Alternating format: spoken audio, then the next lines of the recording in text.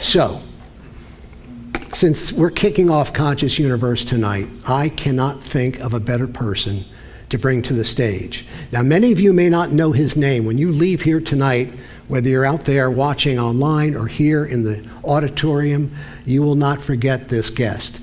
And I have to tell you personally, if someone comes up to me and says, we'd like to talk about American history, constitutional law, metaphysics, and high strangeness, I'm in. So if I can check all those boxes off, I know I'm going to have a compelling conversation. And I've had the honor to interview Danny before on New Thinking Aloud. Some of you may know of Jeffrey Mishlove and Emmy Vadnais at New Thinking Aloud. Hey, guys. And, of course, we love conducting interviews with Danny because he's not only into some of the fantastical nature of some of the things we're seeing, he's deeply spiritual in his own right. And this is about consciousness and conscious elevation. So, a little bit about Daniel Sheehan. He is an absolute legend in American jurisprudence. Here is a man who's not only graduated from Harvard Law, but he has litigated in matters regarding Watergate, the Iran-Contra affair, the Pentagon Papers, Karen Silkwood, the Lakota tribe at Standing Rock. He also defended John Mack, the Pulitzer Prize-winning psychiatrist who headed up the department at Harvard, and they wanted to get rid of this tenured professor because he dared to speak to people who claimed to have had alien abductions. Call Danny Sheehan, and you might just get off. And that's exactly what happened. Now, in the last number of years, Danny and his New Paradigm Institute have focused deeply on the constitutional, institutional, and metaphysical phenomena behind UFO and UAP. Take a look at this short video, and then we'll bring Danny to the stage. Would you please welcome to the stage Attorney Daniel Sheehan.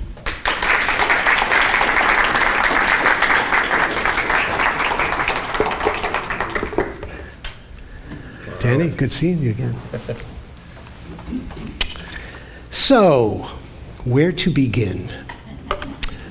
Harvard undergrad, Harvard Law, on your spare weekends, Harvard Divinity School. And yet, you almost became a Jesuit priest. How does that happen? Well, as it turned out, when I was at the Divinity School studying comparative social ethics, one of the courses that I took was a course called The Theological Underpinnings of Human Rights. Father Roger Couture taught that course. And after the course was completed and the grades were all in, and I'd gotten an A+ in the course, he called me into the office and said, you know, I was waiting till it was all done here. He said, but some of the papers you've been writing have made it pretty clear that you're not the average Divinity School student here. And he said, do you know what it is going on in Rome right now? And I said, no, not particularly. He said, well, you know, all 100 Jesuit provincials from around the world have been called into Rome by the Superior General, Pedro Arrupe, and they're going to be preparing a set of official statements on social justice. And they're going to be setting up a headquarters in Washington, D.C., and they're looking for a general counsel. He said, I've recommended you to them. Would you be willing to be interviewed by them? And I said, sure, yeah, really interesting. And so I did.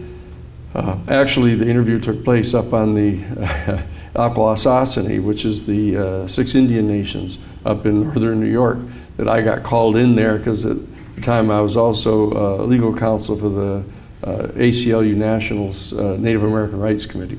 And I'd been asked to come in because there was another Wounded Knee type occupation getting ready to take place up there. And I had just been invited to go into a sweat with the 6 medicine men, actually, of the 6 Indian tribes up there.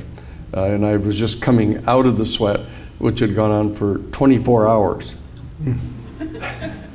And, you know, beet red, coming in we went in at like 4:30 in the morning, went through the entire day and deep into the night. and came out 24 hours later after 2 of the medicine men had passed out. That was what we kept going until then.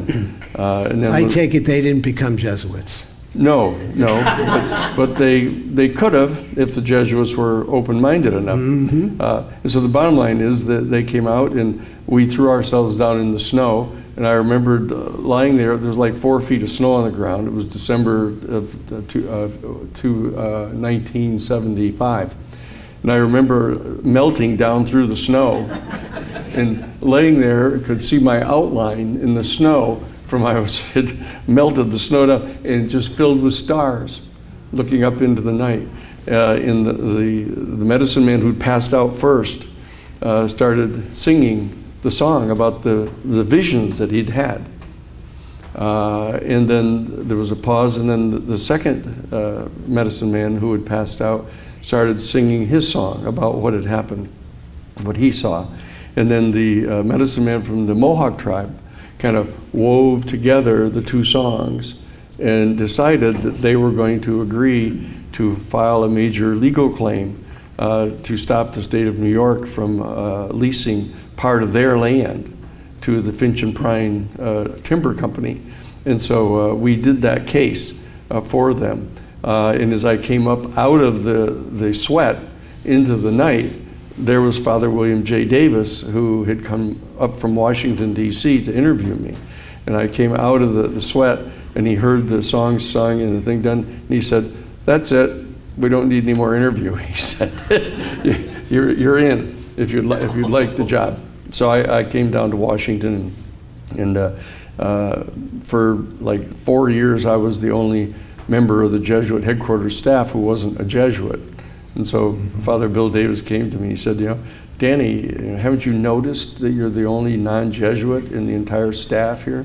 And I said, "Yeah, sure, I know that." And he said, "Well, aren't you interested in becoming a Jesuit priest?" And I said, "Well, I'm not exactly sure what it is that qualifies one for a priest that disqualifies all women that are not capable of whatever it is that you're supposed to be doing." And the celibacy thing, I said, that I've got a number of different women that I know that I happen to spend weekends with, and we go places and do things. And he said, "Well, could you keep it to one?" I said, "That's more dangerous than several, actually." But anyway, so so he asked me to become a candidate for the Jesuit priesthood, and Gotcha. since I had finished all my undergraduate work in law school and the master's degree and had started the PhD already, that I didn't have to do all the tertianship stuff. So I was there for 10 years, and then we created the Christic Institute originally to actually do litigation and conduct professional investigations and bring them to the courts and draft legislation. And it was a much more aggressive kind of policy than had been anticipated.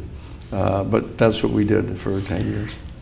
What religion were you raised in? I'm just Catholic. curious. You were raised Catholic? Oh yeah, I've got a sister Colleen and a brother Patty. Okay. If that's Yeah, I guess Sheehan, that might have been a clue, right? Yeah. But what's interesting, I grew up Catholic as well, and the reason I ask you is because at some point in time you were obviously exposed to metaphysics and you felt like this was a calling of sorts. And Yes. growing up Catholic myself, I didn't know about Catholic mysticism until after I had more or less left the Catholic Church.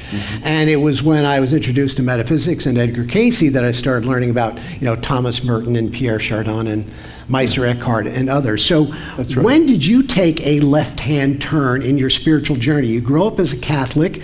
Were you an altar boy? Were you involved in the church at all? Did you have any real religious or spiritual proclivities early on? Well, I had gotten involved in it at the college level. That when I came down to Boston to go to college, I grew up in Lake George, up in northern New York, where I didn't. There were no black people around, no minority people, no Chinese people. No, it was all just straight Caucasian. Protestants down around Warrensburg and Lake George, Catholics up in Irishtown, up in North Creek, etc. And when we get down into the New York State sectionals, we would play basketball against black schools. And that was the first time I'd ever really encountered any of the people. And when I went down to Boston, I remember there was a fire one night over in Roxbury, which is the black part of town. And I went rushing over to see if we could help anybody. And all the fire trucks came and everything. And it suddenly dawned on me that I was the only white person there.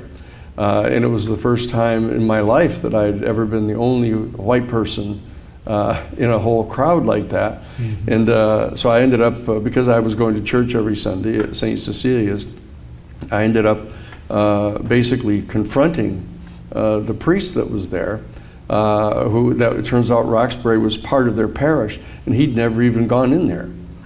And so I brought him in, and we ended up opening up 3 of the major schools that had closed down. When the black people moved in and all the Irish Catholics started moving out, they closed down the schools. And so we got to open the schools, and Cardinal Cushing helped fund it. It was Roxbury Summer, we called it. And so we had job training and preschool and all kinds of things for the people there.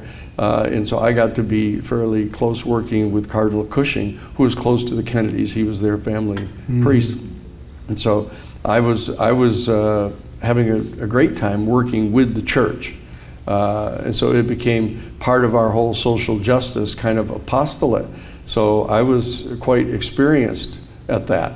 So when Father Couture suggested that I be interviewed for the general counsel role down there, I was perfectly open to doing it, and I felt perfectly comfortable with all of the Jesuit guys and the Catholic sisters that were working on social justice stuff. Mm-hmm. And so I became fairly quickly kind of a peer of them, but I was the one that was still a civilian, and still had girlfriends and still, smoked grass, upon occasion, because I thought it was kind of a subversive thing, because it was so ridiculous to have that be illegal. And got some of my Jesuit friends to say, look, let me show you something, that this is going to be kind of a different experience for you, mm-hmm. but it's a process by means of which you start dropping some of your barriers to your more spiritual, artistic, kind of literary senses that you have, mm-hmm. If properly done. So I'd always been very measured in it. I always viewed it as a kind of an extraordinary event. But I think probably the thing that was most instrumental in it is that when I was taking my final exam at Harvard Law School, mm-hmm. had already completed the college and had Henry Kissinger for foreign policy and all these guys that were there. And I was taking my final exam. I was one of the ones that was allowed to take a take-home exam because I'd been designated as one of the 5 point briefers to the United States Senate from Harvard to go down and brief them on the Cooper Church Amendment, was to cut off all funding for the Vietnam War. Mm-hmm. And so that the 5 of us were given the permission to get a take-home exam because we were down in Washington when the exam period was going on. So we were doing the exam up in Magic Mountain, Vermont, in this big mansion up there that one of the other 5 guys knew. And my high school sweetheart, my college sweetheart, who was now the fiance to this other fellow, we were all good friends, came in and said, I was sitting there with a Selectric in this beautiful kitchen with butcher board tables and copper pots, and I was getting ready to, on the old Selectric, to start doing the exam, and she came in and she said, Danny, would you like a cup of tea? And I said, oh, I don't do tea, it's got caffeine and stuff like that. She said, oh, no, this is herbal tea. And I said, well, okay, all right, we'll do that. So I was drinking a little cup of tea and working away on my the advanced criminal law exam that we were taking. And then I realized how simple this test was as we got going along, because I realized that I'd majored in constitutional law at the undergraduate school and at law school with Larry Tribe and Paul Freund and others. And so I realized that all I would have to do is figure out in a given criminal case how to knock out a key piece of evidence because it was almost certainly unconstitutionally obtained because they don't train the police adequately. And so I started doing that and realizing how simple it was. And then Esther came back and said, "Danny, would you like another cup of tea?" And I said, that was pleasant enough. So she brought me the other cup of tea.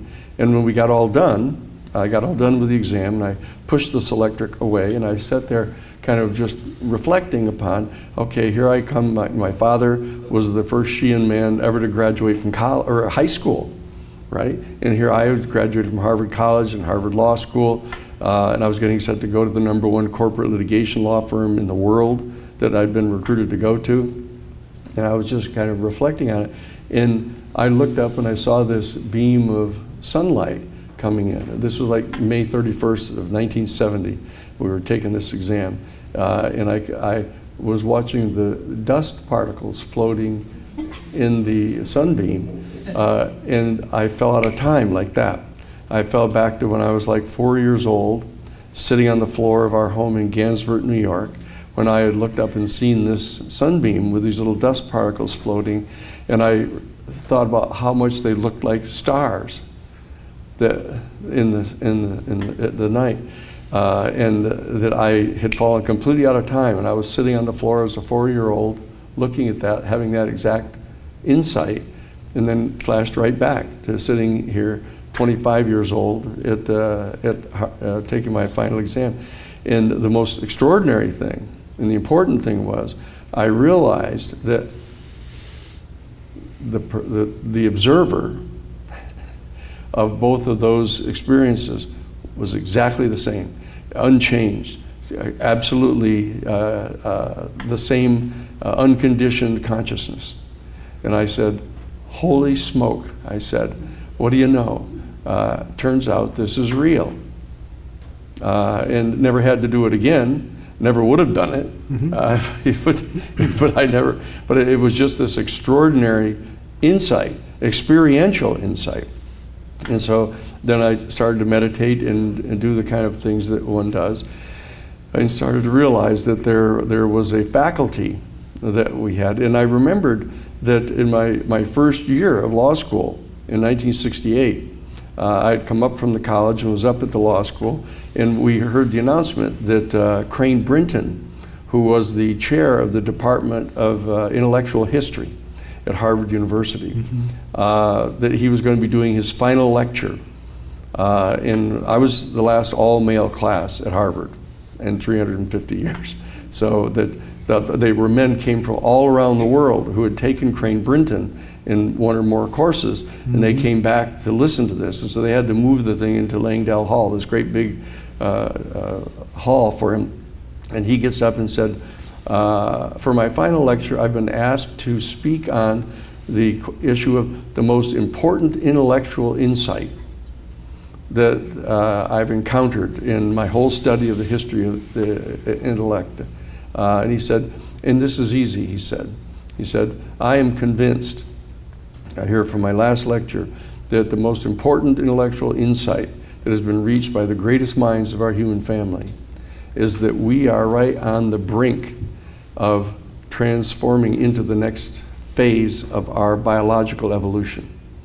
That we've come from Australopithecus to Homo erectus to Cro-Magnon and now to Homo sapiens, and we're on the brink of transforming into the next stage of our species," he said. And the particular faculty that is going to distinguish the next iteration of our species is a faculty by means of which we are going to be able to directly and immediately experience the bonding phenomenon that bonds every single ultimately irreducible integer of matter in the entire physical universe into one unified harmonic whole.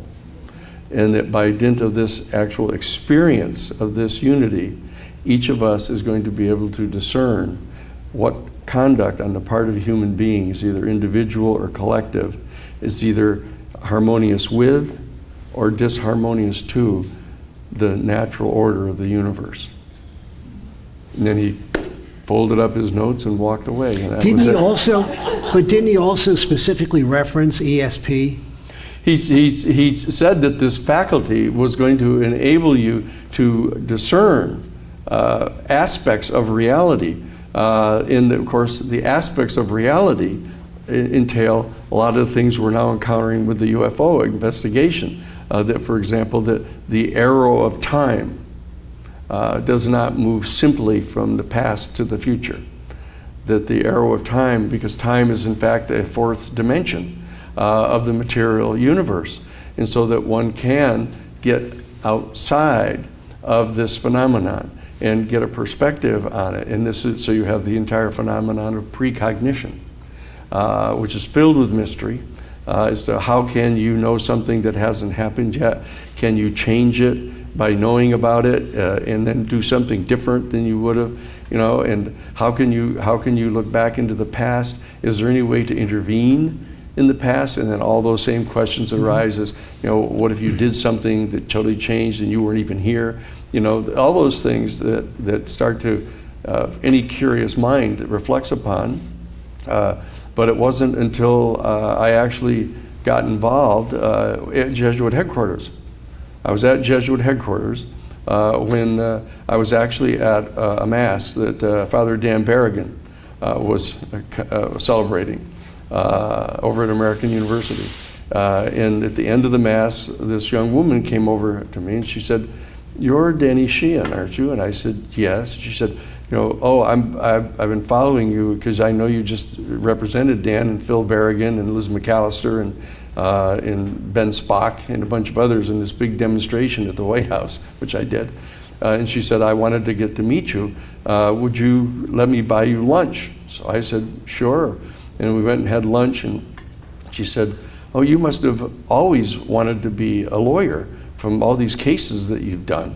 You know, it's just as a young 25, 30-year-old guy, you've been doing all these cases." And I said, "Well, actually, I wanted to be an astronaut originally." And I told her the whole story about that, and because I wanted to get to meet the people from the other star systems. And I thought this was an extraordinary period in human history where during our lifetimes we were actually going to be having direct contact and communication with them. And you know, our star is only 4.5 billion years old. The universe is like 13.7 billion years old. So there are star systems that are as much as 8 or 9 billion years older than ours. So they would even have time to completely have eliminated their species and come back, you know, and get to past where we were. So I said, I'm really interested in doing that. And she said, "Holy mackerel," she said, "I should introduce you to my best friend, Marcia Smith. She's the head of the Science and Technology Division of the Congressional Research Service. And President Carter, who's just been elected, the first thing he did after he got elected was to send for the head of the Central Intelligence Agency and have him come down to Plains, Georgia, and brief him on the UFO issue, because President Carter had seen a UFO. As I said, you're not some dancing light in the sky doing strange things, but like treetop level, the length of a football field away. He was at a Lions Club meeting as governor of Georgia, and he was out. They'd all gone out on the porch to have a smoke, except for him, and there it was.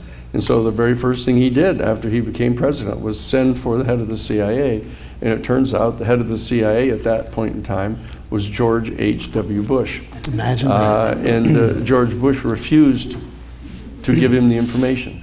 Said that he had no need to know. No need to know, he said.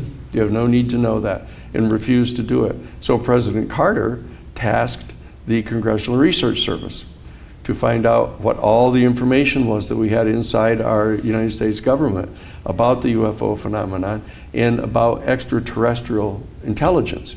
And Marcia Smith, who was the head of the Science and Technology Division of the Congressional Research Service, was tasked to run that. And so this other young woman, Rosemary Chalk, her name was, she was the executive secretary of the National Science Foundation. And that's how she knew Marcia.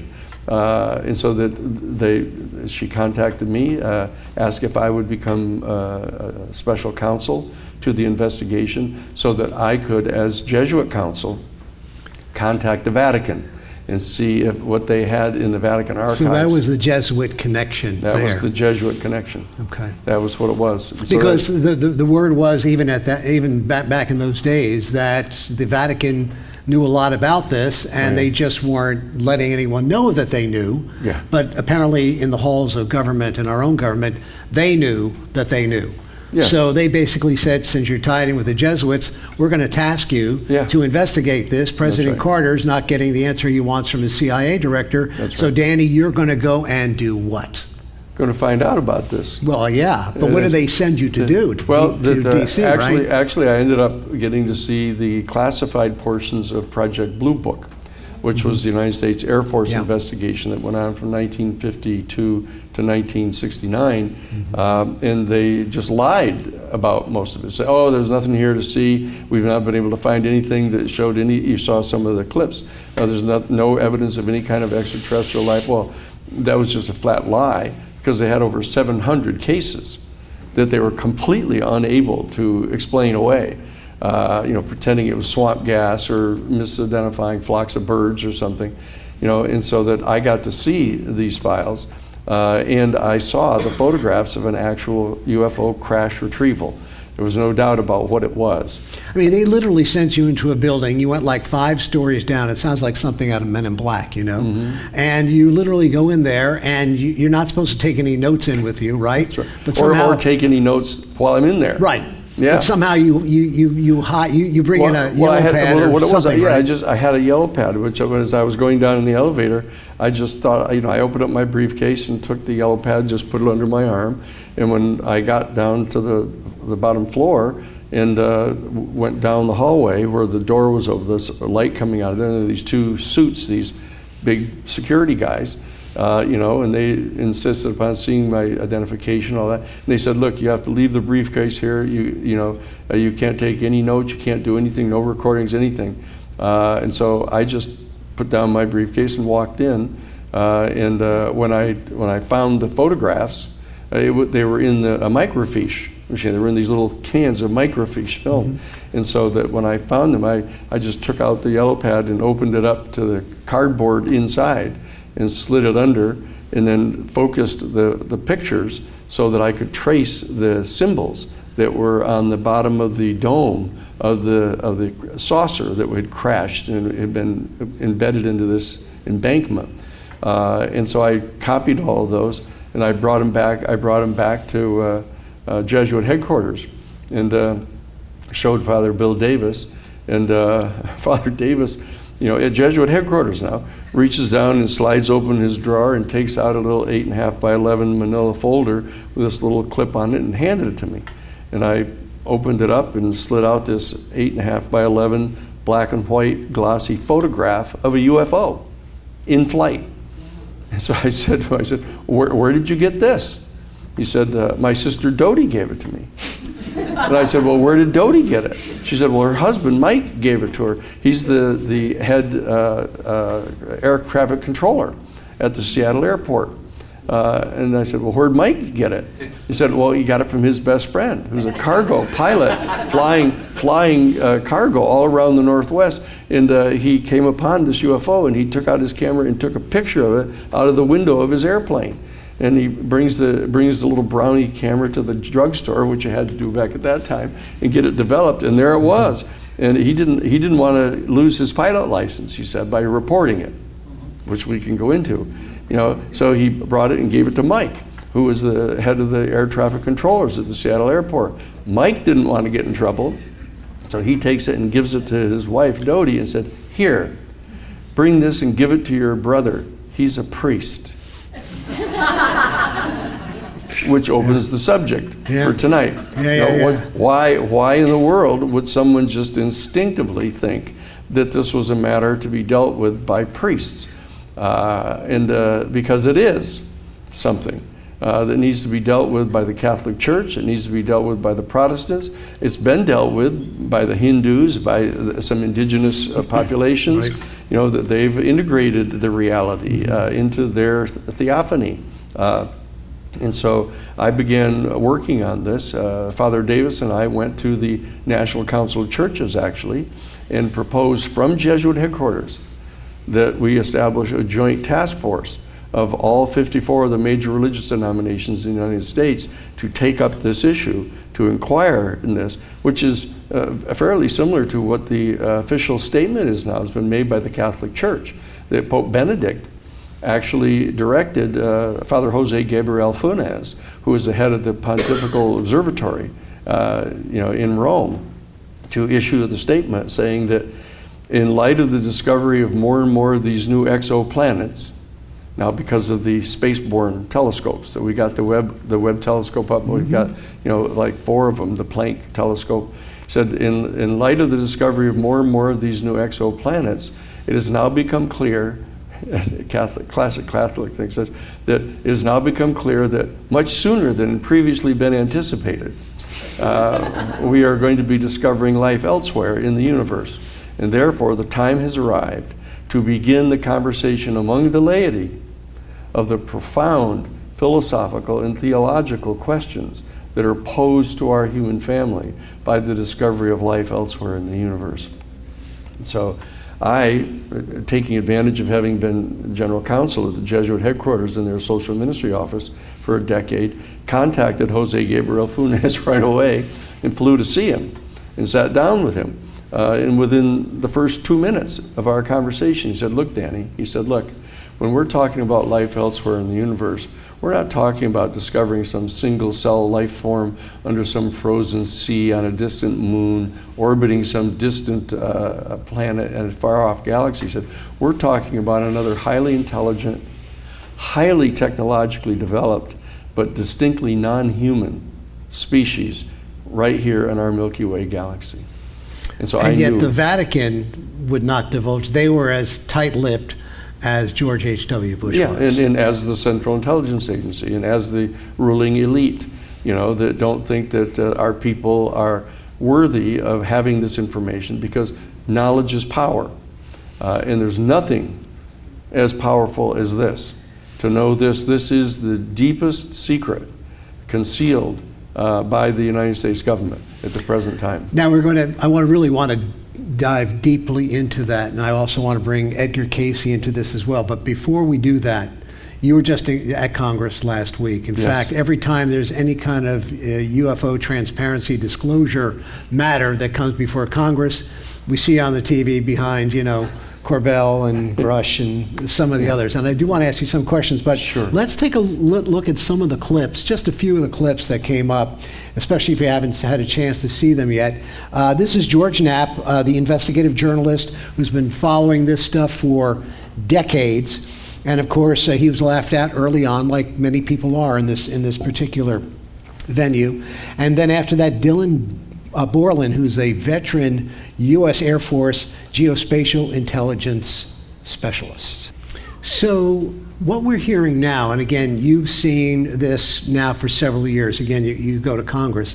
Each time it seems to be opening up more and more, because you have these venerated, grounded professionals. These are not crazed sterno bums smoking weed on a corner somewhere. Nothing against them smoking weed, but they probably should have been. They would have gotten at this a little earlier, probably. Or maybe some of their superiors, perhaps, that should have had some of that tea that you had.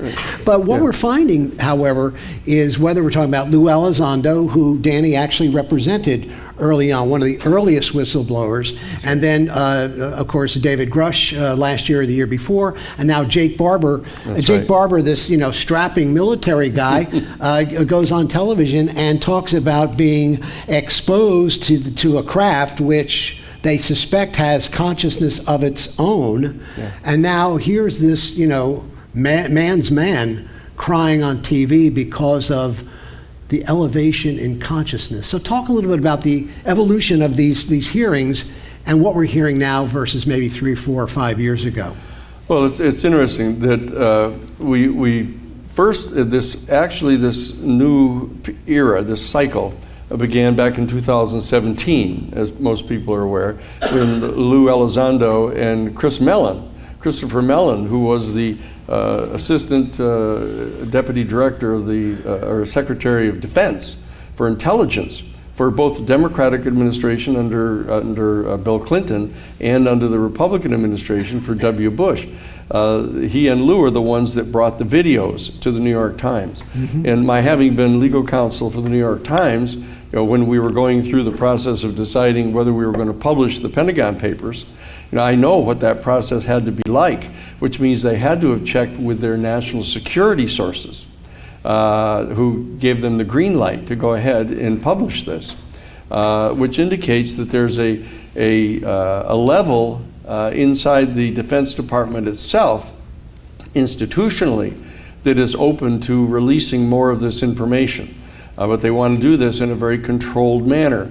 And so that people from the intelligence community have actually drafted this 64-page bill that has been passed by the United States Senate, demanding that all of this information be gathered up and delivered over to the National Archives and put in a security section so that the members of Congress who have the adequate clearances can see it.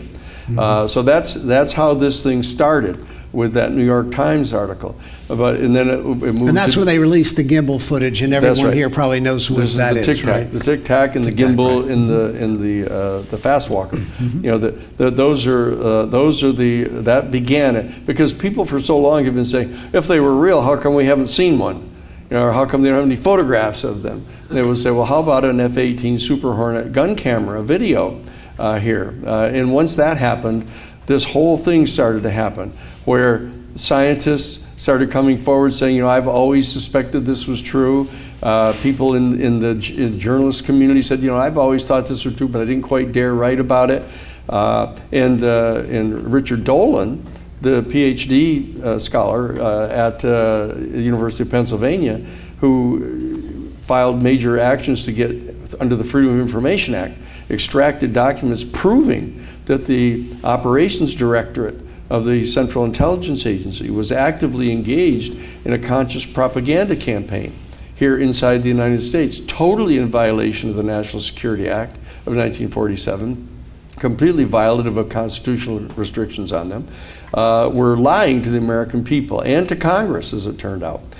So we went to Congress and started meeting first with the people in the Senate Intelligence Committee, and got the ear basically of what's his name from Marco Rubio? Marco Rubio. Marco Rubio. Marco Rubio, the first one, because he was in fact at that time the chairman of the Senate Intelligence Committee, because the Republicans at that time were in charge of the Senate as well. And so he started getting to see the photographs, he started meeting with the whistleblowers, and he satisfied him that this is true. And saying this is absolutely outrageous that we've been being lied to by the intelligence community and by the Defense Department. And so he co-sponsored, along with Chuck Schumer, the then later majority leader for the Democrats. They joined together to sponsor this bill, along with several other senators, to demand that all of the agencies, all 6 of the United States military services, all 18 of the United States intelligence agencies. So the national security state, more or less. The national security state bureaucracy, that they cough it up, what it is they've known ever since January 1st of 1945, the statute reads, that they have to gather it all together, they have to put it into digital format in a retrievable search function, and turn it over to the National Archives. And it turns out that the date on which that's going to have to be done is September 30th of this month. Coming up in about 2 weeks. Of course, they've moved the goalpost more than once. They moved it. No, they moved it the once. They moved it the once that they got the National Archives to actually give them a postponement up until September 30th. Okay. And so that they've now exhausted all of their administrative remedies of trying to avoid it. So there's a constitutional crisis that's in the offing here. If September 30th they don't do it, they don't put this information into the archives, we're going to have to come back to Congress and say, okay, now you've been openly defied.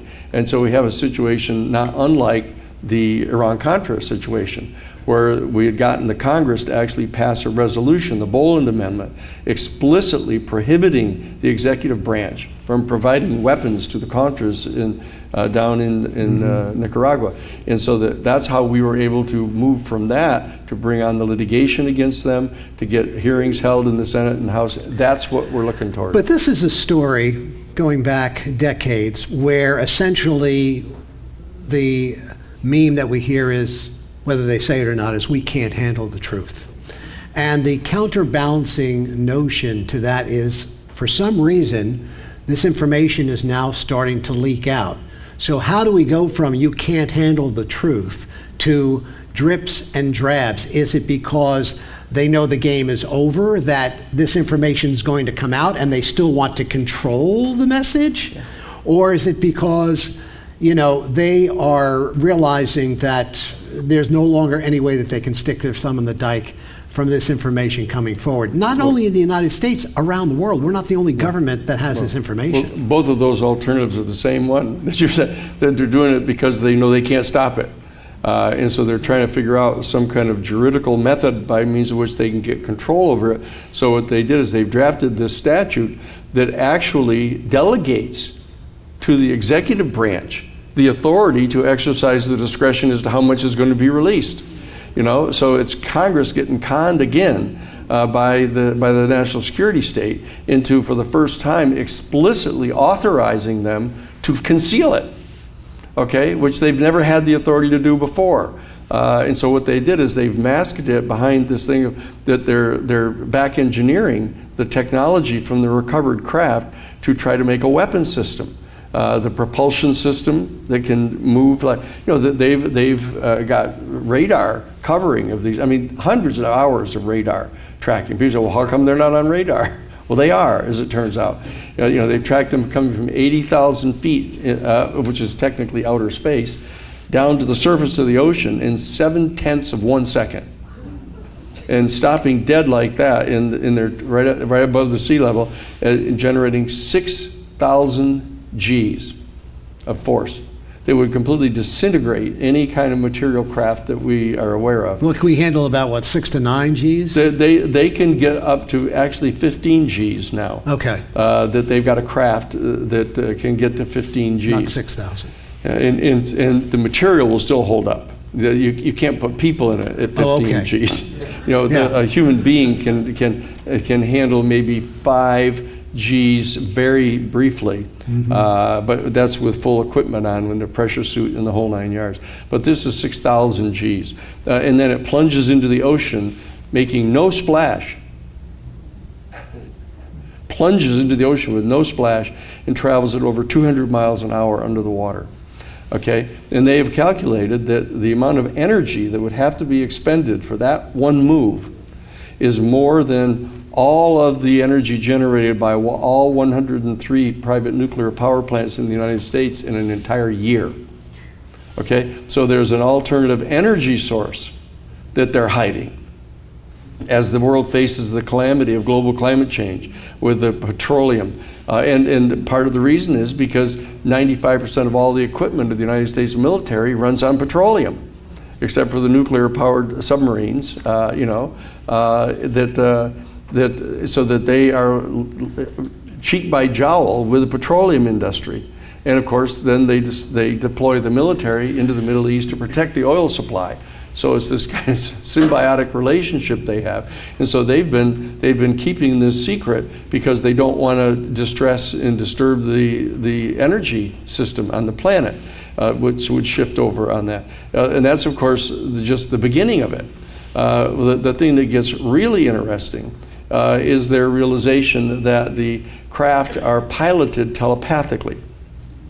That's the one that they've bumped into now, is they've started dealing with, they found this helmet that was in the original Roswell crash, which we now have direct sworn testimony of the people proving that Roswell in fact was a UFO crash. There's any doubt about it now, and all the lies that were spread about it, different generations of lies, weather balloon, then a fancy weather experiment by the Air Force, feeling totally justified to lie to Congress and to the people, just like Ollie North said, in the Iran-Contra. They said, well, you've come up here and committed perjury. He said, well, naturally, You know, this is a secret program. You know, and he just says it to him just like that. And you say, well, what happened to the Constitution? You know, I mean, they think the Constitution is a ship that sits in the harbor in Boston. You know, I mean, so we've got to bring to bear the constraints of the Constitution. We've got to get the Congress to stand up on its hind legs and confront them and fulfill their obligation under the Constitution to exercise oversight over them and get this information. Otherwise, it's going to be the CIA and the national security state that continues to essentially hold on to the conversation, so that whatever narrative is dispensed to we the people is going to come through a militaristic, That's right. viewpoint, as opposed to the State Department or we the people viewpoint. Yeah, and worse yet, they're going to be controlling the narrative of communications with the extraterrestrial beings. That's even worse. Let me ask you a couple of questions, which I'm sure will raise a few eyebrows, but I'm going to ask you 2 or 3 questions that I'm sure will shock at least a few people out there. One, I'll ask you 2 questions, sure, bifurcated. One is, do you believe that we have, and you've talked to the people in the know, have biologics and technology? Yes, absolutely, 100, zero doubt. Okay. As Colonel Carl Nell says. And secondly, I almost can't believe I'm saying this, but I'll say it, that there have been, in our government or other governments, protocols, interactivity with other civilizations, alien civilizations. We have very credible testimony of people who have been in the presence of more than one of these species in an underground base where the UFOs are operating from, with United States military personnel present. In other words, captive alien.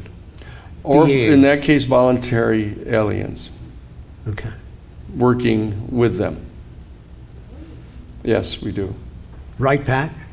Dayton, Ohio? No. This is off in an Arizona underground base that we know of, that's outside Sedona. So, of course, right. That's an easy landing in Sedona, right? Flashing lights, just come on. So, it's to control the narrative, but to what ends, Danny? To what ends? To maintain our continued privileged access to the strategic raw materials that are needed by our major corporations. And it says so. In the 1992 United States Defense Department Policy Planning Guidance document that was crafted under the control of Dick Cheney right after President Gorbachev, whom we at Jesuit headquarters have been in direct communication with since 1979, before he was even the head of the Russian government. And so that right at that point in time, when we thought we were going to get this great boon, the Soviet Union has withdrawn from the Cold War, the United States military people and intelligence people have been using the excuse for 75 years. Oh, the reason we have to spend $700 billion a year on military equipment is because the Russians are threatening to attack us, come over the polar ice caps and attack us. And with the Soviet Union withdrawing now from the Cold War, we thought that there was going to be a major peace benefit, and that all that money was going to be coming out of the Defense Department. I met with Henry Waxman, who was a very progressive Democratic congressperson from Hollywood, basically, and Morty Stavis and I had a meeting with him, was the head of ACLU at the time. And we said, this is going to be great. We have to start figuring how we're going to redistribute this money. Waxman said, absolutely not. We can't do that. They've got 800 military bases all around the world. We've got tens of thousands of employees and equipment and stuff that is part of our economy, the stimulus to our economy, and producing all of these weapons systems. And this is one of the most progressive people in the entire Congress saying this, so that the culture had been taken over by the national security state. Into believing that we have to do this. And so what happened is, even though we got the Soviet Union to step back and dissolve itself, that what happened is Dick Cheney and Paul Wolfowitz and Scooter Libby and Doug Fife and the other guys that were in the Defense Department under Secretary of Defense Dick Cheney, prepared the 1992 United States Defense Department Policy Planning Guidance document, asserting that rather than cut back on our military budget, What we ought to do is increase it. Because we have this unique moment here where we're the sole superpower on the planet, and we can establish full spectrum dominance over the entire planet. And we can therefore be able to protect our continued privileged access to the strategic raw materials that are needed by our major corporations. Do you think that those neoconservatives and others knew at the time that we had some of the technology, maybe the biologics? I mean, you would think that that group at that time, since they were so wet at the hip with the national security state, again, George H.W. Bush, Yes. CIA director and then president, and again, even though other presidents like Carter and Reagan were not privy to some of this information, but since they were so closely aligned with the national security state, don't you think that they would have been able to dictate what it is they wanted? Well, it's actually interesting that George Bush Sr., when he became president, was briefed because of his, not only his intelligence background, but his father's, Prescott Bush, and then his grandfather's, George Herbert Walker, George Herbert Walker Bush. Yep. These are the folks that are briefed in at the highest levels of things going on, right? The bottom line is that Dick Cheney was later briefed in, now, not when he was Secretary of Defense, but when he became Vice President and functionally the acting president, with W. Bush as basically the ribbon cutter. But the bottom line is that Cheney ended up getting briefed in later, but he wasn't briefed in at this time. So he was just playing by the old rule book, let's just dominate the world. And let's assume that what's good for General Motors is good for the country. So if we can just get and maintain our continued privileged access to these strategic raw materials, our industry can hire people, stimulate our economy, we'll be number one in the world, or like Donald Trump says, we are the number one producer of petroleum in the whole world. And you say, like, who's we? Who are we talking about here? You're talking about 7 major oil corporations that are all privately owned. It's not our country. In fact, the vast majority of the oil and stuff that's being drilled now, drill baby drill, is being exported to other parts of the world. So we can't handle the truth, and yet at the same time, this is one of the very few issues that Democrats and Republicans in this highly polarized society can actually agree upon. So in some ways, it's not even between two political parties as much as it is between the security state and those representatives. The constitutional government. Right. But it depends, but who's greasing the palms perhaps of some of those people in the House, because you guys had, I don't want to use this term, but I will, you guys had a beautiful bill 2 years ago, a 64-page bill, and then it goes to the House and they go, we're not going to protect whistleblowers, for example. That was one of the things. Or set up the review board. So what makes you think that there's going to be enough impetus to overturn this overwhelming force of the CIA, the military, and the national security state? It's going to be difficult in the same way that the civil rights movement was very difficult, overcoming the deeply embedded racism of the Caucasian race is a culture. The same way with the women's rights. It took a long time, all the way from 1919. With the suffragettes and everything. So it takes a long time, some of these things. But what we have to do is we have to elect people who are not only courageous and progressive, but have high consciousness.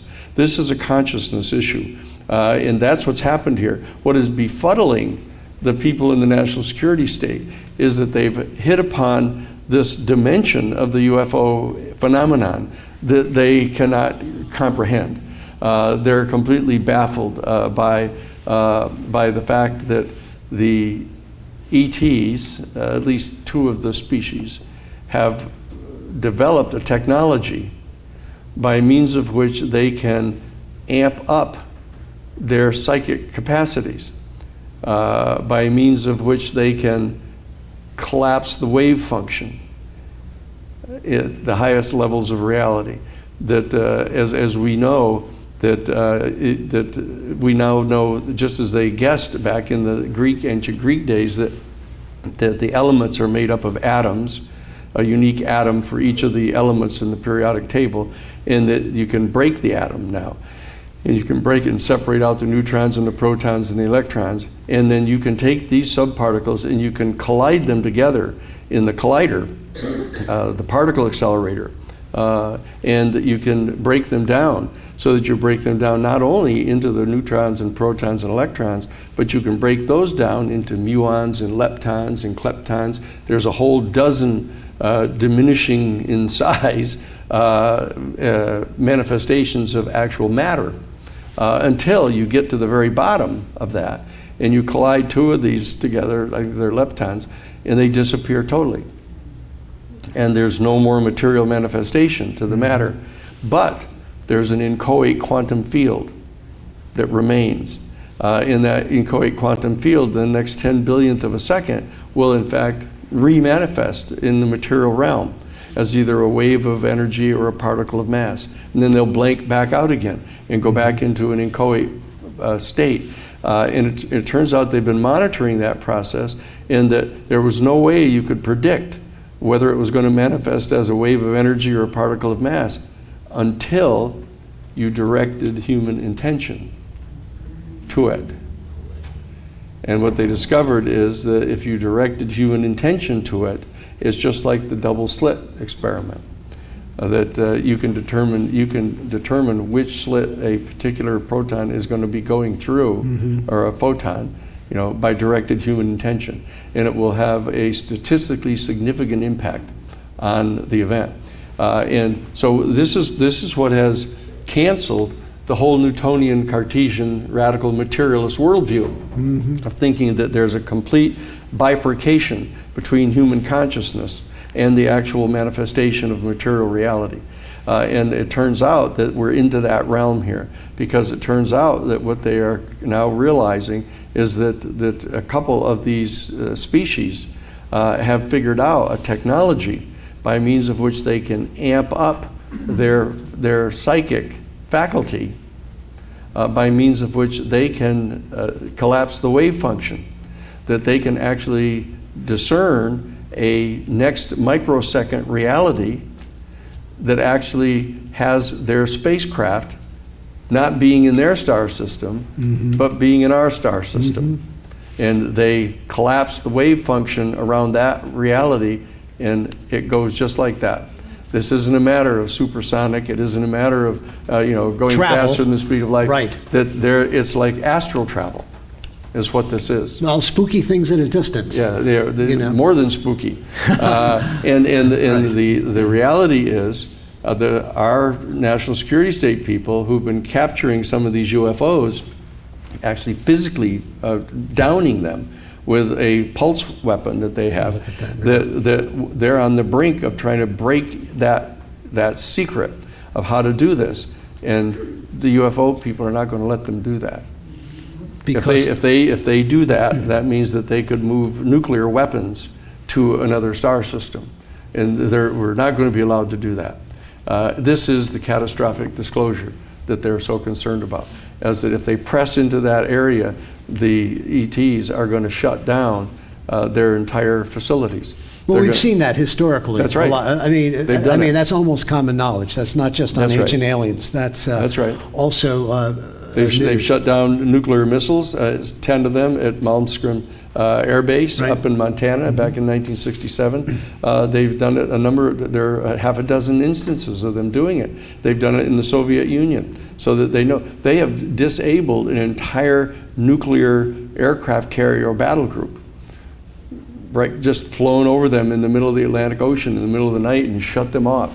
No propulsion, no electricity, no communications, no lights. The entire battle group. So part of this, the release of that information, is a profound embarrassment to any security agency. At a minimum, they're hard to embarrass. Since you mean they have no shame? Yeah, they have no shame. And they're just bald-faced in their lying because this all tracks back to our creating the national security state in 1947. That we have been a national security state here in the United States since that time. No accountability, president, no right to know. No oversight, and not only that, but the elected leaders have been kind of winking at them doing things outside of the country against our, quote, adversaries, assassinating their political leaders, smuggling heroin around the world so they can have funds so they won't have to tell Congress and embarrass Congress by having to do something about it. They've been blackmailing people. They've been setting up these honey traps for foreign spies, and you knew that this was going to come home, and they've brought it home. And so they're directing all of those tactics against not only our citizens, but against our elected representatives who are terrified of the national security state. Right. They're terrified of having their wives dragged out of bed at night with a gun to their head. Frank Church, right? That's pardon? Frank Church? Well, that was actually the Durenberger. Okay. Senator Durenberger from Minnesota had his wife dragged out of bed with a gun put in her mouth if he didn't withdraw his demand to have a full-scale Senate investigation of the weapons shipments going to the Contras. We know that from details because his wife confessed it to Jonathan Beatty, who lived 2 doors down from her, and he came and told us directly. So we knew that was going on. I want to touch, we're obviously going to get into the spiritual import of this and still get to some of your questions, but before we do that, you talked about missile systems and trying to down UFOs. This came out again last week at the congressional. Yes. I'm going to show the video. I may have to play it back a second time if you haven't seen it, but this is Congresswoman Luna, I think is the chairwoman of this particular committee. Watch very closely. It happens quickly, but you'll see an attempt to down a UFO. I want to ask every witness here, specifically ones that have sensor training or have been able to recognize some of this movement. And then 3 particles come out of that, and they continue to fly. Okay, while this is still rolling. I'm going to show it to you. We're going to do this again. Take a close look. It happens very quickly. You'll see it break up, and then 3 separate craft or entities come out of the main one, and then it's hard to see, but then they Combine back again. Let's take a look. I want to ask every witness here, specifically ones that have sensor training or have been able to recognize some of this movement.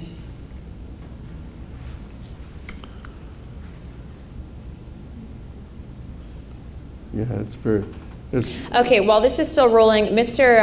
Nusatelli, real quick yes or no answers. Are you aware of anything in the government, United States government arsenal that can split a Hellfire missile like this? So what you see happening here do whatever block this thing is you a did and drone, keep going? United States drone. It's off Yemen 2 years ago. And they fire a Hellfire missile at it, 100 pounds, major armor-piercing weapon. And they shoot it at the UFO, and it just glances right off from it and just goes the other direction. And then the craft puts out these 3 other orbs, like it's a protection operation going on, and then they all come back together again. And so they've now released this to the public. They did it last Tuesday, right, during the hearing. But we've known about this, that they have a technology that they've developed where they neutralize the navigation system of the UFO temporarily. The problem is that it's of limited value because when they shoot this field at the UFO, it also knocks down commercial aircraft. For as far as it'll go beyond the horizon, and it'll knock down commercial air. So it has limited effectiveness, but they've captured apparently 9 of these craft by this time, in that they're working to back engineer it, and there are these private corporations that are Lockheed Martin and Grumman, and they capture the craft. Then they turn it over to the private aerospace corporation, so they can say, we don't have it. We're not in possession of any such craft at all. We don't know what you're talking about. But then the aerospace corporations, they claim, proprietary safety, secrecy about their technology, and it's not their technology at all. And so we have part of the statute that's been drafted is to compel them to return all of this material to the United States government, so that they don't possess it. They're not allowed to then patent it. and then license it back to our country. So that for the next 1,000 years, they'd be getting trillions of dollars by leasing the propulsion technology back to the government. Just all part of their effort to conceal it. You know. We've invited you here tonight for many reasons, and I know we could speak for hours, but one of the reasons that we'd love to have Danny on New Thinking Aloud with Jeffrey Mishlove and Emmy Vadnais and myself is because Danny's not just here to talk about the technology or to address the fantastical nature of this, which is really where a lot of the scientific materialists and some of the more atheistically led folks, and you've said this before, fundamentalism of any stripe, that this is an entirely new octave of who we are as a human family. And I know you've said this many times because you look at the spiritual dimension of what we've got going on right now. But unless we do become more conscious, unless we elevate our consciousness, unless we start to exercise the fruits of the Spirit, whether it's psychic experiences, whether it's telepathy or clairvoyance, etc., this is part of our spiritual evolution. That's right. And I would think this is what you would think is absolutely job one for people such as ourselves as we enter into this age. Because I think you say in the next 4 or 5 years, we're going to be absolutely gobsmacked by what's going to come down the pipe. That's right. No, what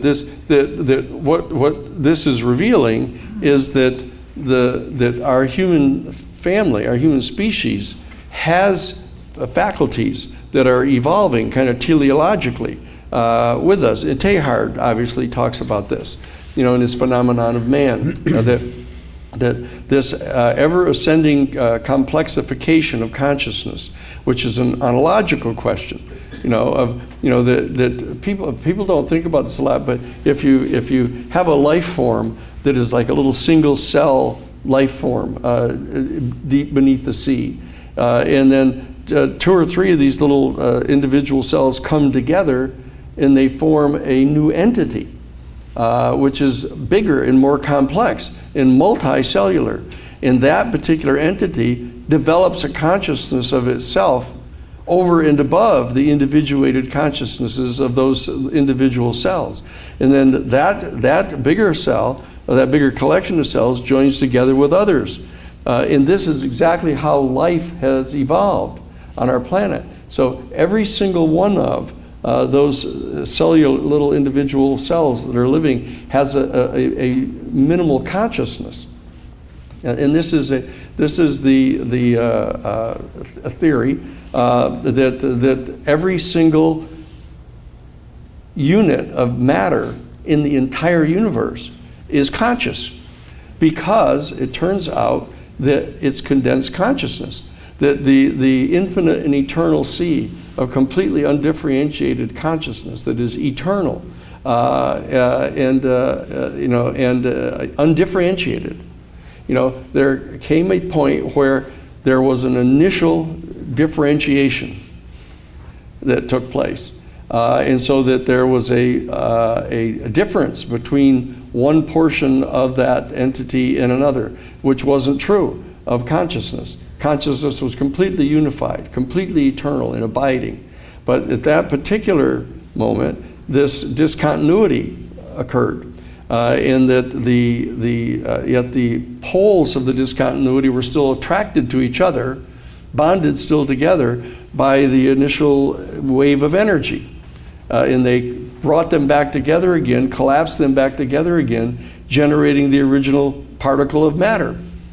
And then this particle of matter, through a process more or less like mitosis that we see occur in the human zygote, where the original fertilized egg cell divides in 2 and then generates a duplicate. And then each of them generates a duplicate. This is the process of mitosis. That appears to be what has happened here. This is called the emanationist theory of the origins of the universe. And that these cells kept multiplying and multiplying these units of matter, these infinitesimally tiny units of matter, until the sum total of every single ultimately irreducible integer of matter in the entire universe was actually in contact with every other one. And that the entire universe, the matter of the entire universe, was the size of the head of a pin. And what happened is, in the very next trillionth of a microsecond, the polarity reversed. and every single one of them repelled every other one. This wasn't an explosion. The Big Bang isn't an explosion from the center outward, propelling the things out and away from a single center. It's every single one of them repelling every other one. And that is the, quote, Big Bang. And it imparted an impetus upon them moving out and away from each other that was absolutely extraordinary. And within microseconds, the polarity reversed back again where they were attracted to each other. But the momentum of them moving out and away from each other, we still see going on, that our universe is expanding. And every single element in the periodic tables is decaying according to its rate of atomic breakdown. It's one of the characteristics, even that those of us who made it through high school chemistry know that every single element in the periodic table has a half-life pursuant to which half of its mass actually decays into its constituent lower elements. And those in turn decay. So that our universe is expanding and disintegrating. And so that the teleological question that is posed at the root of all philosophy is this going to continue so that ultimately every single ultimately irreducible integer of matter in the entire physical universe is going to descend into its inchoate quantum fields, which will then disperse and continue moving away from each other, and the universe will dematerialize and be gone. Or is it true that at the point at which every single one of these ultimately irreducible integers of matter have become separate from every other one, does the attraction that they have for each other, that other canard that we know about from high school physics, is that every single integer of matter in the universe is attracted to every other unit of matter in the universe. The degree of attraction is just inversely proportional to the square of the distance between them. It's one of those things we managed to remember in physics, which means that they could then, if in fact the impetus that has been imposed upon every one of these units to expand out and away from each other expires at that point where all of them have become separated from each other, the question is, do they start to come back into contact with each other so that they reintegrate the universe? And it's just that it's in a collapsing mode, bringing together the leptons and the electrons and neutrons and protons, creating more matter that reconstitutes the universe in a material form until it all comes down to be condensed again so that every one of them is in contact with the other, and then it reverses again. This is the theory of what they call the oscillating cosmos, the oscillating cosmology theory. It is at the root of the dialectic. It's at the root of the second paradigm worldview that perceives everything in A versus B and bifurcates reality. And in fact is at the root of the entire fascist Nazi authoritarian worldview. Which is maybe one of the reasons we're seeing autocracy around the planet today. That's one of the driving forces. But yeah. You talk about ontology, ontological shock. That may not even be necessarily a word that everyone is aware of, but right. it really is turning one's worldview upside down on its head. And you believe that very soon this society, our planet, is going to go through ontological shock, whether it's the many lives of Jesus, as we've talked about here at A.R.E., or the acceptance of the notion that we have biology and we have technology of races that do not either live on this planet or in other dimensions. And I think you say that those people who do not have much in the way of spiritual proclivity or are dedicated scientific materialists, they're going to have a really tough time with this. But those people who are more metaphysically inclined, right, or native or aboriginal peoples who have been open to this for centuries and yes. centuries, they'll have an easier time of that. What of it? Well, what's going to be the nexus of this crunch that's going to take place is realizing that Jesus of Nazareth was a mutation, a biological mutation. That's what Teilhard got in all the trouble for. That's why Ratzinger prohibited him from writing or teaching. Is that what we're evolving as a species. We're evolving these latent faculties that we have and that Jesus demonstrated them, the talents. The transmutation of matter from water into wine, the levitation, the walking on water, the being able to heal with the touch of the hand. These are all things that have to do with the energy systems in our body, and they're evolving into the next phase of our evolution. And so that he wasn't the only one. That you have the Buddha, you have Confucius, you have Lao Tzu, you have these kind of beings that are mutations that are coming into manifestation step by step, and they're doing it prior to the time that the culture can accommodate them, and so they try to destroy them, because they're so completely other. It freaks people out, and so that the established institutions that are predicated upon a completely different view of reality strike out against them. And that's what's happened in the story. The entire story of the Jesus story is the response of our human culture 2,000 years ago, in response to a manifestation of this next phase of our human species. And Christ himself said, that be aware that you will do greater things than I, referring to us as a species. And that, remember, it's not so much important what I say to you, it's what I am. It's what I am, and that when you know that the stuff of this bread that I offer to you is made up of the same stuff that my body is made up of, and that the stuff of this wine is the same stuff that my blood is made up of, then you will know me, So take these in memory of me, so that you will know what's going on here. And that's what's happening here. As it turns out, lo and behold, it's true. all this stuff that they're talking about. I mean, it just didn't happen thousands of years ago. No, it's true right now. It's true now. And it's been going on. And that those who had any insight into this, 2,000 years ago, you have to realize that 99% of all the population in Western civilization at that point in time were completely illiterate, and never moved more than 50 miles away from the place where they were born.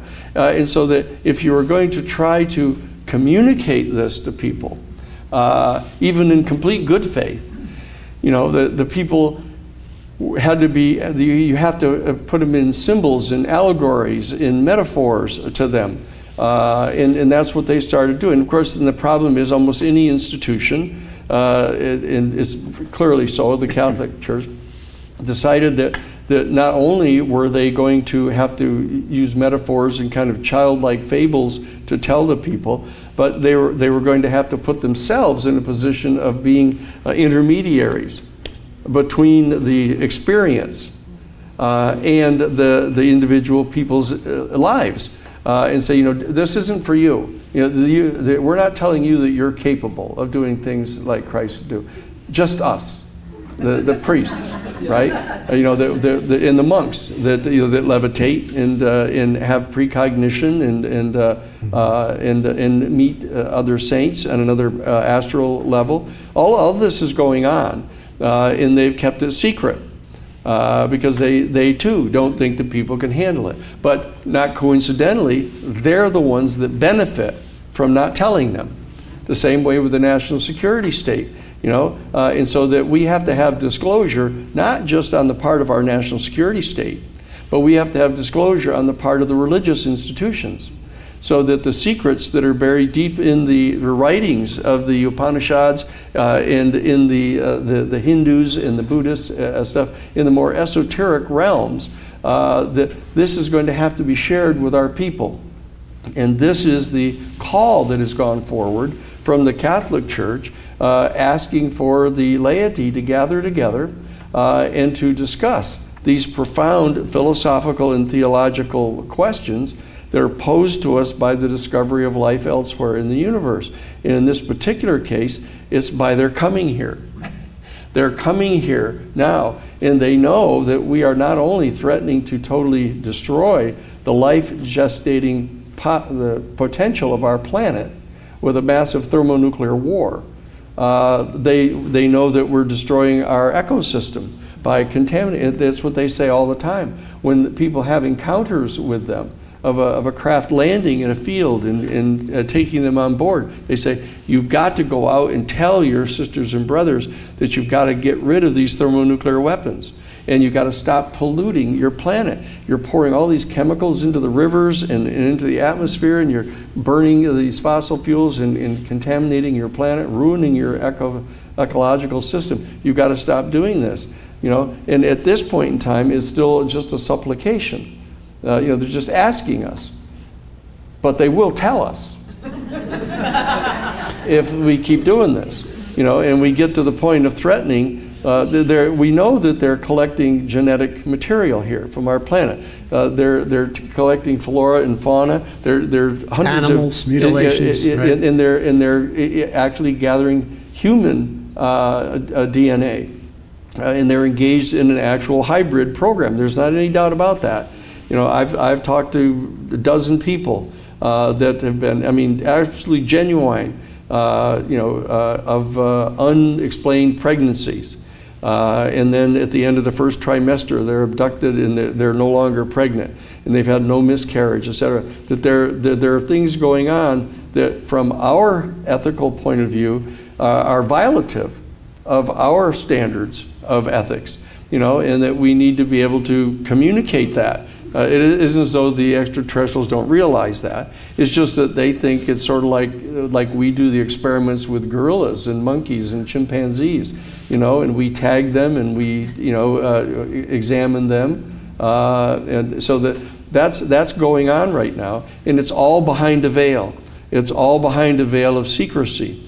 And so that our New Paradigm Institute, which is the progeny, of our Christic Institute, and is the progeny of the case we did at the Pentagon Papers, the Karen Silkwood case, the Iran-Contra case, the 3 Mile Island case, all these cases that we've done. When we showed up in the middle of this whole dialogue, the national security state started going, uh-oh, here they are. These are the people that are telling the people, sharing with the people these secrets. And we've been doing it over the past 50 years in a way that is attempting to raise the consciousness of our people. But they came after the Christic Institute. Oh, too. yes. George W. Bush, I think. Yanked our 501c3 right. tax-exempt charter, saying that our bringing of the Iran-Contra case, since he pardoned everybody, he said no one has been ultimately criminally convicted of the charges you made against them, and so therefore you must have been politically motivated, and a 501c3 public interest group is not authorized to engage in political activity. And so he instructed the head of the Internal Revenue Service, a political appointee of the president, to yank our 501c3 tax-exempt charter. And what happened is a group called the Romero Foundation out in California actually had been delivering food and things to people in South America, that they were so offended when they found out about this that they held an emergency meeting and elected me to be their president and general counsel, and Sarah Nelson, of the National Labor Secretary for the National Organization for Women, who was our executive director.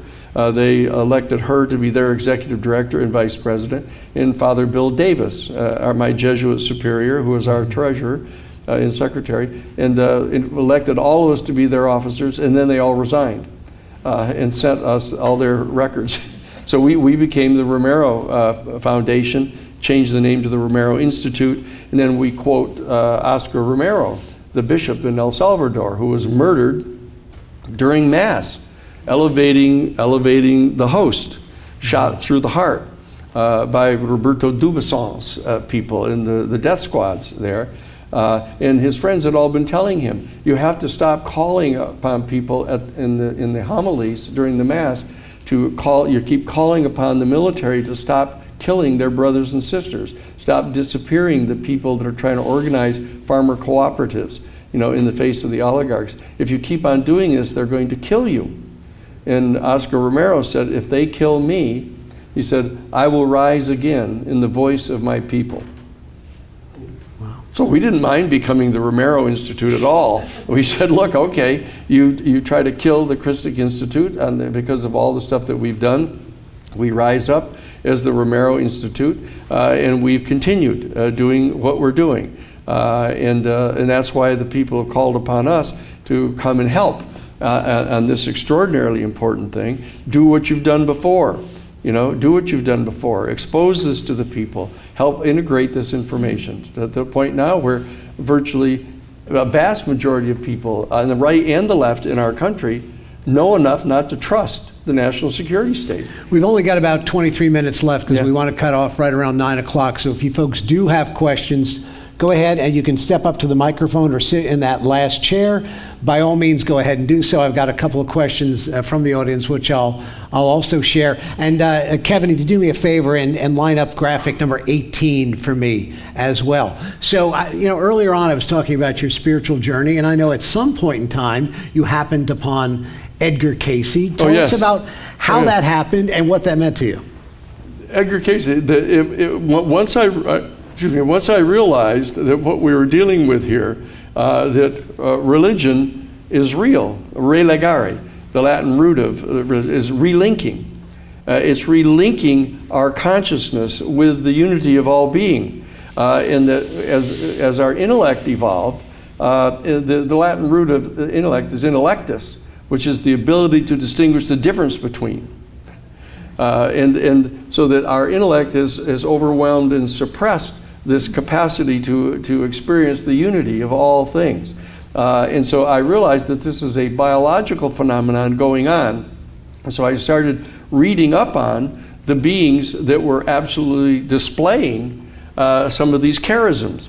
And I said, okay, we've got a list of them from Jesus. There are lists of the talents that are in the Bible, and that they have to do with, for example, on Pentecost, when the apostles, living in fear after the crucifixion, were visited with the tongue of flames, and they came out and began to talk, and everybody could understand them in their own language.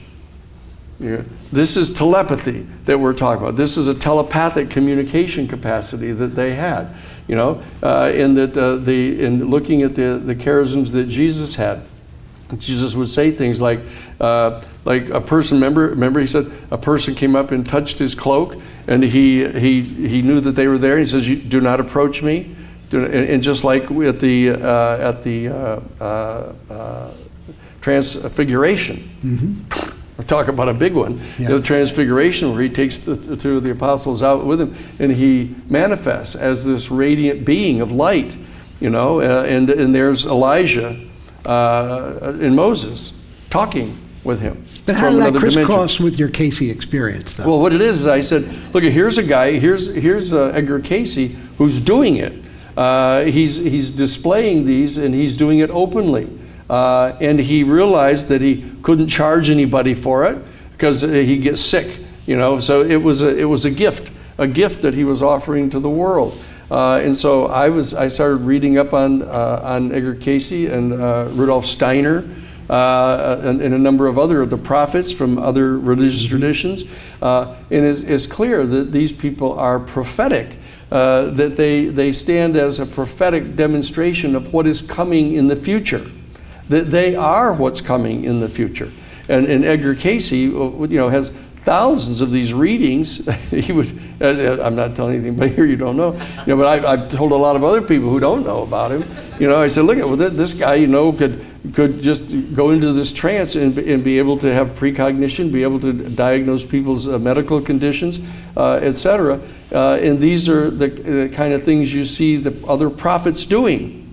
You get these institutions that order the laity to stand back and adore these beings, like as if they're completely unique and they don't have anything to do with you, that you just worship them, praise them, listen to what they say, but don't think that you're capable of this, because that's our job. Right. Casey said, I know it sounds a little Jesus-like, but Casey said often, this is not just my own talent. Anyone can learn these kind of talents. So it's kind of a modern day look at similar to what Jesus said. One of the things that we like to talk about here, and John Van Auken here in the first row has talked about it often, that Edgar on a number of occasions did talk about other worlds and life forms. The entity was among the priestesses of the Mayan experience. It was just before that period when those as from the east had come, and there were the beginnings of the unfoldments of the understanding that there were other portions of the same land or those that were visiting from other worlds or planets. So, you know, Edgar, when he moved to Virginia Beach in 1925, most of his readings dealt with health readings, mostly, not entirely. He comes to Virginia Beach because the source says, come to Virginia Beach. You really want to see your psychic talents on steroids, come to Virginia Beach. And now he's talking about Atlantis and other civilizations. And then, of course, he starts revealing, although it wasn't talked about much, because maybe it was even too much for people at that time, that we could be, as it says here, men may become with the people of the universe, ruler of any of the various spheres through which the soul passes in its experiences. So Edgar talked about experiences between sojourns, having your consciousness at Arcturus or Jupiter or Venus. And of course, a lot of people say, well, my body's not going to make it through that. No, your body's not going to make it through that, but your consciousness. But you ain't your body. Yeah, you ain't your body. Exactly. Right. And so these are things that Casey has talked about, and some of the things that people like to investigate here. Again, this is not about being a cheap parlor trick or cheap psychic trick. As we pursue greater intuitive capabilities, great non-local consciousness capabilities, telepathy, clairvoyance, precognition, all of those fruits of psychic experience, again, this is not about wowing your friends. This is about spiritual evolution. That's right. That's right. This is what our human family has tended to characterize as spiritual. It's this other kind of non-materially conditioned, non-materially restricted capacities that you have to engage in precognition and telepathic communication, levitation, these other astral travel, bilocation. And bilocation. These are very specific charisms and talents that our human family has. And now the question that gets posed, of course, is, are people capable of doing this once you tell them about it, even if they don't get higher consciousness, so that they can misuse it, that they can do the cheap parlor tricks, and that they can do the spoon bending stuff, and then manipulate people and take advantage of people. That's true, and we have to be aware of that, and take the position that this is moving into the light, and move into the light. We've got to get people not to be afraid of this or think it's occult weirdness, or it's demonic. This is the spiritual path into the future. Although you talked to Jeff Mishlove recently on New Thinking Aloud, and I think Jeff brought this up, the whole notion that we do have to deal with some of the baleful stories that have happened vis-a-vis UFOs or giving up our autonomy. Yeah. Because, across town here, again, we're on the East Coast, but west of here, in Western Virginia Beach, you have the largest Christian organization in the country, Christian Broadcasting Network. They would certainly look at this phenomenon saying, it's all demonic. Look what's happened to these poor people, and being brought and taken against their will and probes and everything else. Yep, they do. I've encountered that. I've been featured in some of their ceremonies. As it turns out, I was quite surprised to find out about that. They say, "Look at this guy," and everybody said, "Oh no, that's you." I said, but the bottom line is, what we have to do is just be filled with compassion toward people who are afraid, coming from a feared position on all of this, and be able to demonstrate this. The telling is in the fruit of their work. And so that we have to do that. We have to be kind and compassionate and considerate of them, not get into confrontations with them, not be attacking them, and not denigrating them. So that's and we obviously, people are surprised that I'm having conversations with people like Marjorie Taylor Greene, and Luna, and I mean some of our major allies in getting this disclosure are the most conservative people in the Congress.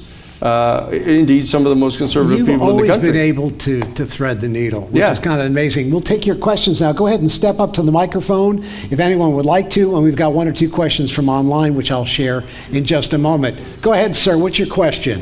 My question is, the agenda, is it you know, the aliens, have we had a conversation with them? Do we understand what it is that they really want? Is it something greedy, or is it something universal where they are here for love, which is probably universal language? But I mean, have we had a chance to find out? I mean, I know they stopped the nuclear ship because they could destroy the planet, but they may have done that because they want to gather resources here for what kind of agenda? Is it to help the universe, or is it to help themselves? I was just wondering if we had any communication with them. Thank you. Well, my own personal opinion, I've been at this now for about 47 years. Since I was asked to be special counsel to this, the Carter study.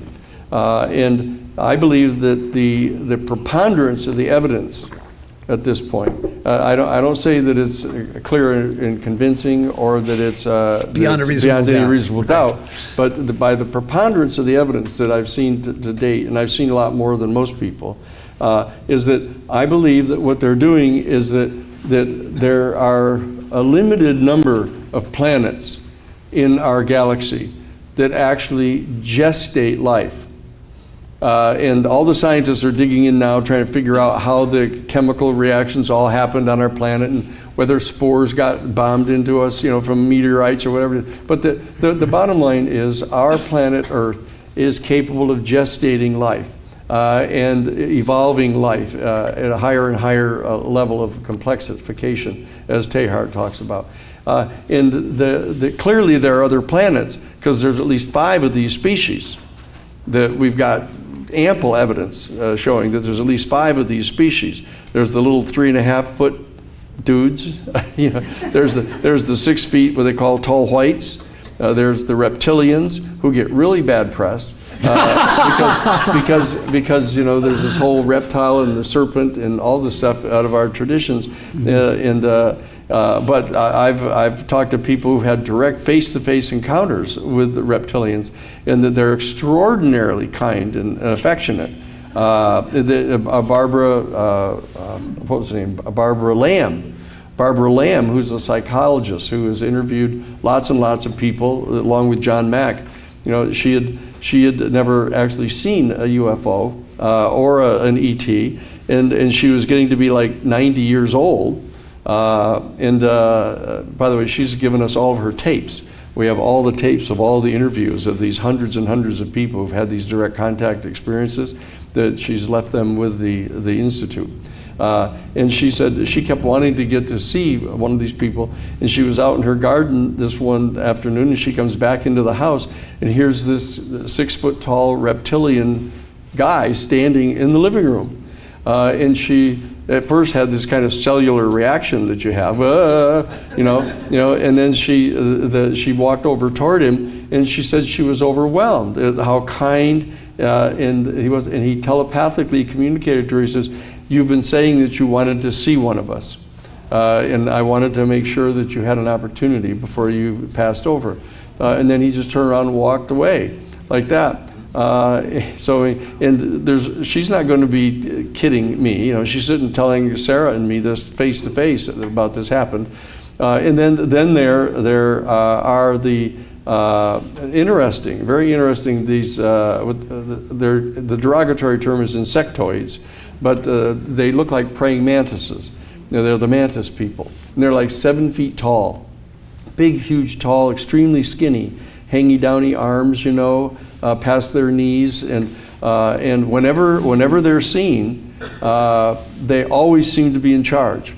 If they've been seen with other species, and even with high-ranking military, U.S. military officials, they always tend to be in charge of directing people around. And then there's this real wild card, which is the whole Palladian thing. You know, the Pleiades. You know, that they allegedly look virtually just like us. You know, in fact, they are just like us. They're Homo sapiens. There's no doubt about the description of them. I've got to go see Billy Myers. They've invited us to come and see him, to have a discussion with him about this thing, and see if he can have one of them come, you know, while a number of us are there, so that we can have some direct contact with them. Because one of the things that we have to do is undertake a citizen diplomacy. we have to undertake citizen diplomacy, just like we did with the Soviet Union. It's how we did it. Dr. Jim Garrison and I, from the Jesuit headquarters, actually were meeting with Gorbachev and discussing this with him. And Jim Garrison from our Jesuit staff ended up being the head of the Gorbachev Foundation, and helped talk Gorbachev into dissolving the Soviet Union. So we've played a role in these things, and we intend to do it again. So that there are different species here, and there may be some different agenda that they have. But I have a great deal of confidence in the Mantis people, who seem to be very, very high consciousness, very spiritual, and pretty much in charge.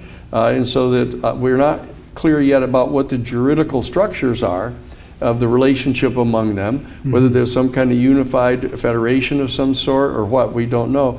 But we're pretty sure that the element, what we call the legacy group inside the military intelligence community, has a pretty good idea of what that kind of juridical protocols look like. And they seem to be engaged in just gathering genetic material from our planet.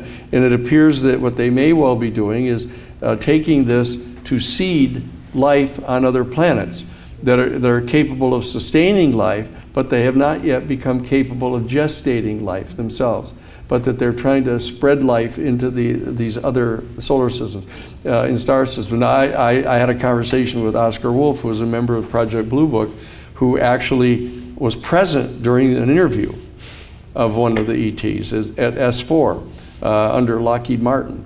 And he read some of the notes from the interviews of this being, and one of the questions they asked him was, like, who are you guys anyhow? What are you doing here? And he said, well, actually, that I am part of a group of beings from different star systems and different species that are all working together, and we are tasked with going around inside our galaxy and in monitoring life at different stages that are evolving on different planets. Yeah, and the questioner followed up and said, well, like you say you've been tasked to do this, like who tasked you to do that? And his answer was, well, your people would refer to it as God, but it's very different than you think. That's what he said. Go ahead, Ben. Step up to the microphone and ask your question, sir. No request for time, so I'll be brief. But I've been very excited about listening. I've been following you for a long time. I was excited about UFOs all the way back to meeting a man named Colonel Webb that wrote a book. Could you get a little closer to the mic? Turn it up a little bit, Kevin. I've been excited about hearing you. I've been following you for quite a while. I was excited about UFOs, and all the way back to when I was about 16, I met Colonel Webb, Air Force Colonel. You may know about the book he wrote and what he. My question is about. I'm so saddened that we're shooting down these extraterrestrial craft instead of trying to meet with them and understand them. And the only hope I've got is that they would save us from ourselves as far as the nuclear disaster part. And I'm getting some help from you in hearing this, but we'll hear more about this later. But there's so much evidence about the beings, extraterrestrial beings, having been here and gone. I think with Machu Picchu and some of these pyramids and all that. If you have any comments on who was here already and left, be good. Thank you. Sure. No, there's an entire kind of theophany about the historical appearances of these beings, that our New Paradigm Institute has been dealing with this specifically in dealing with Congress, stuff dating back to June of 1945, because I've actually seen the little 8.5 or 8 millimeter home movie that Colonel Philip Corso left for his grandchildren, and telling them about this encounter that he had with the UFO in 1945 in June at Alamogordo, White Sands, when we were getting set at the Trinity site, to detonate the first atomic bomb. That one of the craft actually had run into the massive radar that we had up all around the place for security, and it had interfered with its navigation system, and they forced to land. And Colonel Corso, who was a range officer at Alamogordo, actually went out to have lunch. He took his little box lunch and went out, got a Jeep and went out into the hillside, and here was a UFO that was down on the ground. And a being came out of it and telepathically communicated to him, pleading with him to please have him turn off this system, this radar system they had, so they could escape, because their craft had been temporarily disabled. And he said that was one of the more important moments of his whole life, and he decided he would do that for him. And so he ordered them to shut down the radar for a test for 5 minutes, and the thing took right off and left. So we mark that spot as a place where there's what I think is completely convincing evidence. I, based on 50 years of trial practice, believe I could present the evidence to a jury taken at random from the country and present this evidence, and they would conclude by at least a preponderance of the evidence that this is all true. And so that the bottom line is we have to be careful about hoping that they will save us. You know, that they will save us from ourselves. That I remember Lou Elizondo and I, we just had meetings. We just had meetings with the Inspector General of the Defense Department, and we came out from the meetings, and we were meeting with some of the other guys that were in ATIP, the Advanced Aerospace Threat Identification Program that Lou was in charge of. And we were sitting at this restaurant. Everybody was gone from the restaurant, but we were there. And one of the guys was expressing the same frustration. Oh, he says, you know, if they could only, why don't they just come out here and save us and tell us to shut off these nuclear things? Why don't they just stop us? And I told him, I said, look, you got to remember the story about this young boy that loved butterflies. And he used to collect butterflies, and he had this big gossamer tent out in the backyard where the butterflies flew around in it, and he was looking for a perfect specimen of the monarch butterfly. And he finally found a cocoon of a monarch butterfly, and he brought it back home, and he put it in this little box with cotton in it, and he put lights on it to keep it warm, and observed it and watched it. And as it began to go through the metamorphosis, it started to get breaking out of the cocoon, and it was pushing its wings and flapping and tearing its way out of this cocoon. And it got down to the point where there was one last little silken thread holding it in. And the butterfly was flapping against this thing, and going on and on. The little boy started feeling so sorry for the butterfly. He went and got a little pair of scissors, and he snipped that last little silken thread, and the butterfly came free. And it was an absolutely perfect specimen of a monarch butterfly, except that it could never fly. Because it turns out that it was in the struggle against that last silken thread that it would develop the muscle structure that was essential for it to fly. And so I told them that story for them to understand that it's up to us. We have woven these threads, these silken threads, unto chains around ourselves, around our consciousness. We've institutionalized this, and it's up to us to have to cut these threads that we've woven around ourselves. You know, we can't rely upon them coming in to do it for us, because if that's done, they can't trust us. They can't trust us to come out into the civilization that they're a part of, you know, because we'll bring nuclear weapons with us.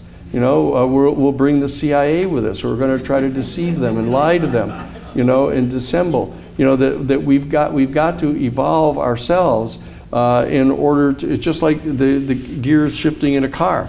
You got to get the wheels, the gears spinning so that we mesh here. Okay, so we've got to undertake the amending of our own institutions to prepare for meriting citizenship and fellowship with them. But at the same time, not to be completely naive.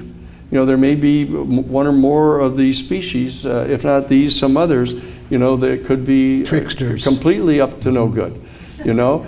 And so that we have to be able to find out what the juridical structures are, if they have them, of codified relationships with each other, what type of normative standards they have, what kind of ethics they have, and join with them to try to enforce a set of ethics that will constrain not us so much, if we can evolve our own institutions, but constrain any other civilization that might have adverse interests to us. But we have the obligation to evolve ourselves, not to have them save us. That's too Catholic. Like as the church will save you, but you can't save yourself. I'm going to try to ask let's not do that again. a quick question. Go ahead with your question. That goes along with exactly what you were just talking about, which is the fact that we as people, to evolve ourselves at this point, because I'm very involved with psychic information. I'm a medium. I work with physical mediumship, and I work with all of that stuff. And what I found with the Edgar Cayce work is that there is a foundation, an ethical foundation there, and a spiritual foundation there, that things like remote viewing doesn't have, and the government programs on psychic things don't have. And so what my question is, do you think that this approach, especially the Cayce kind of approach, the search for God and all of that, where we're trying to develop individuals on a psychic level but with a spiritual kind of center, is the way to go? Is that going to help us? Oh, that's one of those softball questions, right? Right. Yeah, I would agree. Yeah. The reality is that we have to mine all of the spiritual resources that we have, all of the writings, the great esoteric writings of the religious communities, and bring them forward and get these shared with regular people. Not just allow them to be just read in monasteries somewhere, or high up in the Tibetan mountains. That we have to share this with the people, and we've got to be able to get people to understand that this is a spiritual unfolding. The evolution. I guess it's who is it? There's one of the major philosophers that kept saying that you have to be able to bring spirituality and our material existence together. You can't fall prey to the old Manichaean heresy of believing that only in the spiritual realm is everything really perfect, and we're an inherently fallen species. I don't believe that's true. I think we have the capacity of infusing our material manifestation with genuine spiritual insight, and that prophets can walk around and continue to live in a state of unified consciousness. It's been demonstrated. And that's why Edgar Cayce is such an important person, because he demonstrated that to people. And everybody knew that he was a spiritual being, that he wasn't crass, he wasn't using it for any kind of short-term advantage to himself. He's become a person for others, and the saints we actually ought to congratulate ourselves a bit to be able to recognize that a lot of the saints are really cool people. I mean, that were really people that were engaged in this process of evolution. Now, there have been some that have been completely political, but that's true. But our human family tends to recognize saints and to praise the saints. The key is for us to understand that we have all of this within us. That this isn't just us, identifying saints and then having them tell us what to do. We have to merit this ourselves. And so I agree that the entire undertaking has to be a spiritual one, and we have to be able to figure out how to keep the unknowledgeable from just characterizing that as a cult of some sort. It doesn't. It's not an evil cult. It's a spiritually enlightened community. And there are great writers. We may have to do a lot of translating. It's very hard for people to understand. Well, with AI, you can translate almost everything, but go ahead. Yeah, right. Yeah, we got to be careful of that Absolutely. one. Yeah, Arimond, from Rudolf Steiner talked about that.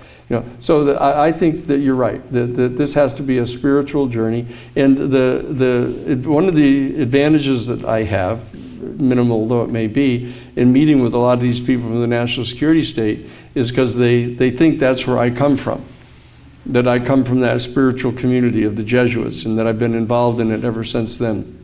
And I try to, in my conversations with them, to do the best I can to kind of convince them that this is a spiritual undertaking, and we're making some progress. I just wonder how many people in the Jesuit community, especially when you were starting out, would have even been open to an Edgar Cayce or anything that would have been referred to as psychic. Well, Jesuits are cool. I mean, for the most part, they have a whole thing called the Ignatian spiritual exercises, which are almost an astral travel type operation. You're not supposed to talk about it, but if I weren't willing to disclose it, I mean, I wouldn't be trustworthy. The bottom line is that they have meditations where you actually place yourself in different situations, historical situations, and they get you into smelling the atmosphere and feeling the soil and doing. It's very much like remote viewing. That's what it is. It's kind of a spiritually inspired remote viewing. In my conversations with some of the great remote viewers that you referred to, Ingo Swann. Ingo Swann has written books about. Yeah, he was involved here years ago too. Yeah, Harold Putoff. Hal Putoff is got a whole spiritual dimension. Yeah. And so does Russell Targ. Russell Russell Targ is like a walking saint. When you get near the him. man who developed lasers and then said, no, I want to start doing this remote viewing stuff. Yeah. Stephen Schwartz, who's an Edgar Cayce scholar, doesn't even like to talk about Cayce as a psychic. He says he was the original Western remote viewer. Yes. So he was Very much engaged so. in that, was he not? Very much so. Hey, I've got 2 quick questions, and then we're going to let you go because you haven't Sure. even had dinner yet. So 2 that came from the internet. And of course, they've got to be a little woo, right? Because we're here tonight, so we might as well go to that dimension. Sure. One person asked, was JFK, because he also talks a lot about American history and our presidents and what went on, even the JFK assassination, and it's really grounded stuff. Just go on Danny's site and look at some of the things he's talked about. But, and I know I've asked you this question on New Thinking Aloud, so I kind of know your answer, but was JFK interested in UFOs, wanted to know about UFOs, and did it lead to his assassination in any way, shape, or form? Tangentially. It's not true that he was assassinated because he demanded the information. He asked John McCone, who was the new CIA director that he had appointed that he had fired Dulles, or retired Dulles. And on June 5th of 1963, he contacted McCone and asked him to brief him up on all the UFO stuff and this information about ET stuff. And it was McCone then told Bissell and a number of the others in the agency that they'd been tasked to do this, and then they went and told Allen Dulles. And what that led to was Dulles discovering that JFK, immediately after the Cuban Missile Crisis, and we'd come to within 2 minutes at the best estimates of total thermonuclear annihilation of our whole civilization, that both he and Khrushchev had become totally traumatized, had these kind of metanoia experience of coming that close to it. And so that they began communicating with each other through this secret set of letters. 18 letters were exchanged back and forth outside of the CIA channels, outside of State Department channels.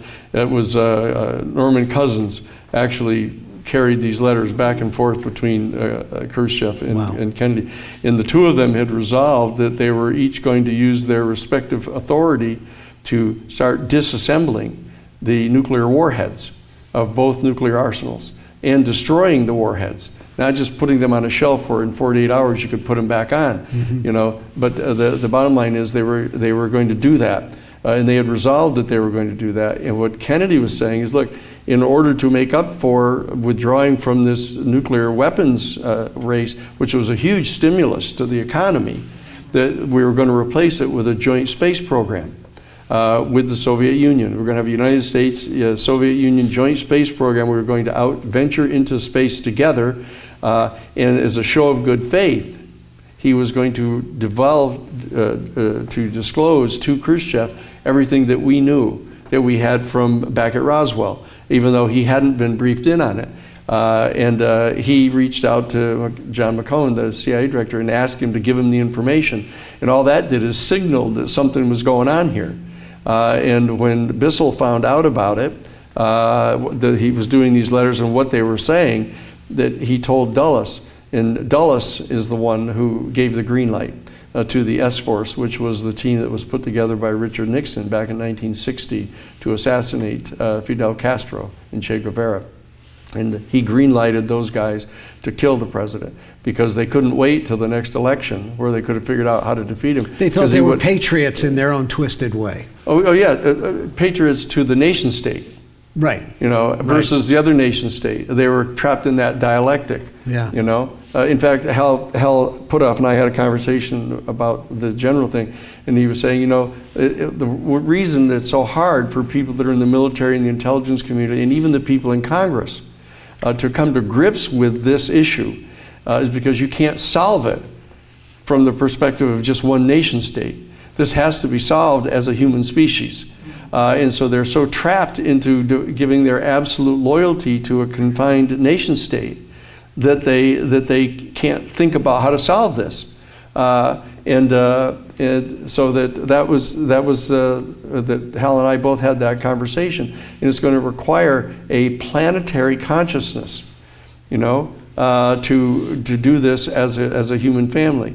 And what I'm proposing is that we do this in communication with the extraterrestrials as well, because we're actually one huge consciousness being in the universe. And so that we have to have a dialogue with them to say, how did they manage it? How did they get through their nuclear era? How did they come to be able to do what they're doing and survive? So we can get some insights from them. We just don't want to be put in a position where we're depending upon them to tell us how to do it. You know, that but we've got to have this conversation. And we may have had a couple of cracks at it. Again, if you believe the Casey readings, whether it's Lemuria or Atlantis, not once but twice, we've had a couple of cracks at it, so we're stepping up to the plate. Again, last question, how optimistic are you that we will experience a broader metaphysical awakening within most of our lifetimes, so the people in this room? Yeah, I think that we're going to get some significant disclosures with regard to the UFO issue specifically, you know, within the next 5 to 7 years. Because I know from the way they crafted the statute, they had a 7-year sunset clause on the board of review that they wanted to roll this stuff out. So we know what they're thinking because we can see it. And so and they're choreographing this because they clearly view it to be to their advantage in some way to get more of this information out, because they're worried. They're worried that the ET people are going to intervene because they can't see themselves getting clear to stop using nuclear weapons, to stop threatening nuclear weapons, et cetera. And so that they're afraid that this intervention may be taking place, which they refer to as catastrophic disclosure. And so what our job is to try to take over this process as our citizenry, to follow the recommendation of the churches that we engage in this discussion of the profound philosophical and theological questions that are posed to us by the discovery of this life elsewhere in the universe, and that we infuse this with genuine spirituality, and that we get people convinced that genuine spirituality is intertwined with the material universe, because the universe is conscious. And every irreducible integer of matter is conscious because it's condensed consciousness from the infinite and eternal sea of otherwise completely undifferentiated consciousness that has enfolded our entire existence into being. You can get more information about Danny's organization, New Paradigm Institute, again, at the very forefront of UFO disclosure, about transparency, about our constitutional rights, about elevation in consciousness, about taking the minds and hearts of people who want to see a world of greater unification, greater love, to demonstrate the great things we've seen in men such as Edgar Cayce, Jesus, Rudolf Steiner, many of the other people we've talked about tonight. And of course, New Paradigm Institute, much like A.R.E, is a 501c3. So they depend upon the support of all of us. Go to newparadigminstitute.org. I also want to thank Atlantic University tonight.